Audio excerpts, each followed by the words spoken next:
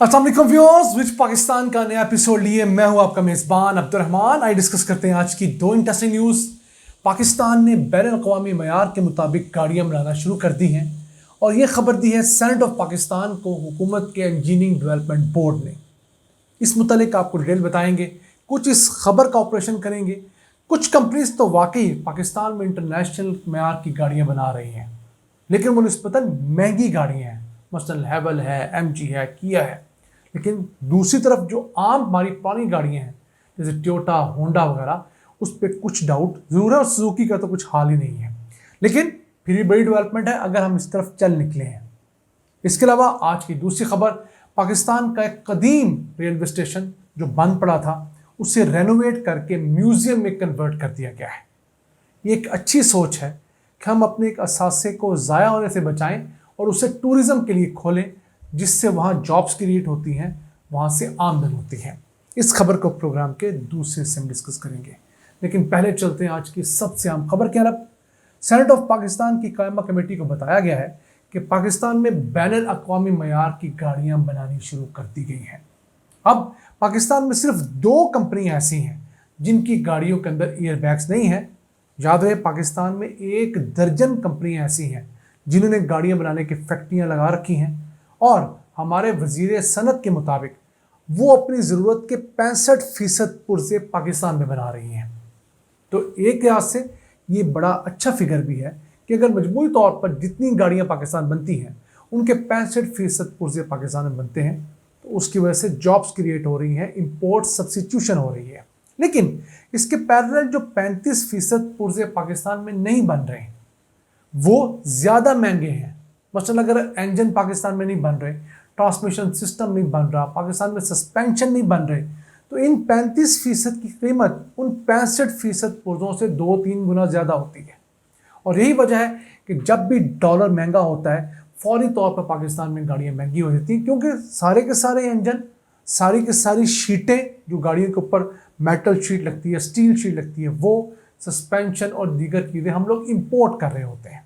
तो इन गाड़ियाँ बनाने वाली कंपनी ने किया ही है कि दुनिया के वो मुल्क जहाँ पर इनकी गाड़ियाँ ज़्यादा बिकती हैं वहीं पर ये पाकिस्तान के हिस्से के इंजन, ट्रांसमिशन सिस्टम या दीगर महंगे स्पेयर पार्ट बना लेती हैं। मिसाल के तौर पर अगर कोई ह्यूंडई की गाड़ी है और वो कोरिया में बन रही है, तब कोरिया के अंदर जहाँ उसने 10 लाख गाड़ियों के इंजन बाकी चीज़ें बनानी है, वहाँ उसने 10,000 पाकिस्तान के हिस्से की चीज़ें भी बना लेनी है। तो वहाँ पर उसे कॉस्ट कम पड़ती है, वहाँ से वो शिप करवाते हैं और यहाँ पर आके फिट कर देते हैं। तो हुकूमत को इस जानब देखना चाहिए कि पाकिस्तान के अंदर एक तो गाड़ियाँ बनाने की जो कैपेसिटी है वो 6,50,000 सालाना हो चुकी है। ये 12 असम्बलर्स अगर फुल कैपेसिटी पर अपनी गाड़ियाँ बनाएं तो साल की इतनी गाड़ियाँ बना सकते हैं। लेकिन बदकिस्मती से हमारे 2 साल अच्छे गुजरते हैं, 3 साल हमारे यहाँ फिर कसाद बाजारी जो होती है, महंगाई हमारी जकड़ लेती है, उसकी वजह से गाड़ियों की सेल्स कम होती हैं। पिछले माली साल में हम लोगों ने सिर्फ 81,677 नई गाड़ियाँ फ़रोख्त की थी। पूरे पाकिस्तान में 25 करोड़ के मुल्क में इतनी गाड़ियाँ फ़रोख्त हुई हैं। उससे 1 साल पहले 96,811 गाड़ियाँ फ़रोख्त हुई थी। उससे पहले इमरान खान का जो आखिरी साल था तब कोई 2.5 लाख के करीब गाड़ियाँ फ़रोख्त हुई थी। तो पाकिस्तान में गाड़ियाँ कम फ़रोख्त होने की 2 बड़ी वजूहत हैं। एक, कॉस्ट नो डाउट बहुत बड़ा फैक्टर है। दूसरा, पाकिस्तान में फाइनेंसिंग को लोग उस तरह कबूल नहीं करते। मेरे जैसे लाखों लोग ऐसे हैं जो गाड़ियाँ किस्तों पर लेना चाहते हैं, लेकिन सूदी निज़ाम की वजह से उसे नहीं लेते।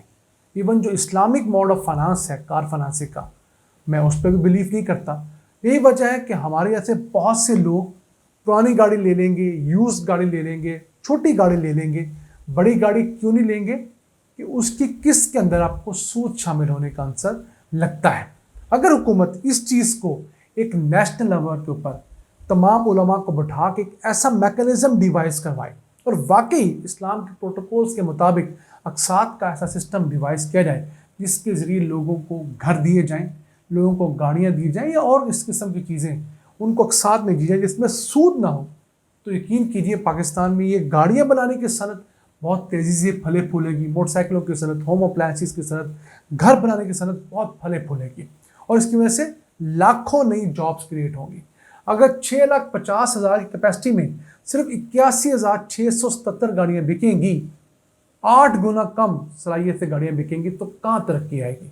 अब इनमें से भी ज़्यादा गाड़ियां जो हैं वो बड़ी 3 कंपनी ने बेची हैं। अगर सुजुकी की बात करें उन्होंने 43,000 गाड़ियां बेची हैं, होंडा की बात करें 11,000 बेची हैं, टोयोटा ने मुश्किल 16,000 बेची हैं। तो हम तो कुछ कर ही नहीं रहे। अभी पाकिस्तान से टोयोटा ने आज 25 जुलाई को अपनी बनी गाड़ियां यूरोप एक्सपोर्ट करनी, इस पर हम डिटेल वीडियो बना चुके हैं, हम स्क्रीन पर उसका थंबनेल देख रहे होंगे। तो हम उम्मीद करते हैं ये काम बढ़ेगा, क्योंकि दुनिया में पिछले साल 958 बिलियन डॉलर्स की गाड़ियां एक्सपोर्ट की गई थी। सबसे बड़ा एक्सपोर्टर है जर्मनी, 177 बिलियन डॉलर्स की गाड़ियां जर्मनी ने एक्सपोर्ट की। दूसरे नंबर पे आता है जापान, 110 बिलियन डॉलर्स की गाड़ियां जापान ने एक्सपोर्ट की। तीसरे नंबर पे आता है चाइना और हांगकांग, 100 बिलियन डॉलर्स की गाड़ियां चाइना ने एक्सपोर्ट की। फिर कोरिया है, 68 अरब डॉलर्स, साउथ कोरिया ऑब्वियसली। फिर जो यूएसए है वो 5वें नंबर पे है 63 बिलियन डॉलर्स के साथ। तो हम तो इसमें अगर 1% ले लें तो 9.5 बिलियन डॉलर्स बनता है। हम दुनिया का 5वां बड़ा मुल्क है। दुनिया में 36वीं बड़ी कैपेसिटी है हमारे पास गाड़ियां बनाने की। तो इतना हमारा हक बनता है, बशर्ते पॉलिसीज अच्छी हों। आइए डिस्कस करते हैं आज की दूसरी आम खबर। लंडी कोता रेलवे स्टेशन जो 1925 में बनाया गया वो चंद साल से बंद पड़ा था। उसे रीवैम्प करके म्यूजियम में कन्वर्ट करके आवाम के लिए खोल दिया गया है। पेशावर से 52 किलोमीटर की मुसाफत पे ये वाक़ है। ये अफगानिस्तान के लिए बड़ा अहम रूट होगा फ्यूचर में, जब Pakistan Afghanistan Uzbekistan railway track बिछेगा और यहाँ पर तमाम रेलवे स्टेशन जो है रीवैम्प होंगे। फिलहाल इसे एफसी ने रीवैम्प किया है, बहुत अच्छा किया है। अब यहाँ पर सयाह तो जाते थे, एज सच कुछ खास एक्टिविटीज़ नहीं थी। अब वो लंडी कोतल के इस म्यूज़ियम को देखने ज़रूर जाएंगे। पाकिस्तान के लोग भी, बाहर से जो फॉरनर्स आएंगे उन्हें भी हम अपने कदीम इलाके, कदीम बिल्डिंग्स दिखा पाएंगे। अब हिस्टोरिकल जो एक टूरिज़्म होती है वो दुनिया में बहुत ज़्यादा देखी, सुनी, पढ़ी जाती है। तो उसके लिए हमें स्ट्राइव करना चाहिए। हमारी बदकिस्मती ये है कि हम लोग अपने असासों को कमर्शियली वायबल नहीं करते।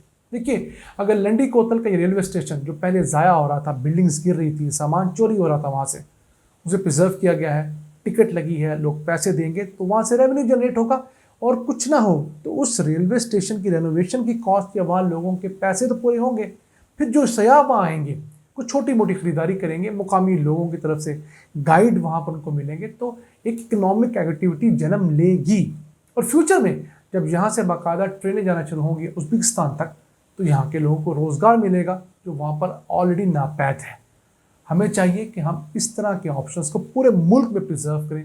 तमाम सूबाई हुकूमतें अपने बजट का एक ख़ास हिस्सा हिस्टोरिकल बिल्डिंग्स की प्रिजर्वेशन पर लगाएं, ताकि पाकिस्तान में सियाहत के ऑप्शंस को बढ़ाया जा सके। जो लोग पाकिस्तान आए उनके पास एक लंबी लिस्ट हो जिसमें से वो चूज़ कर सकें।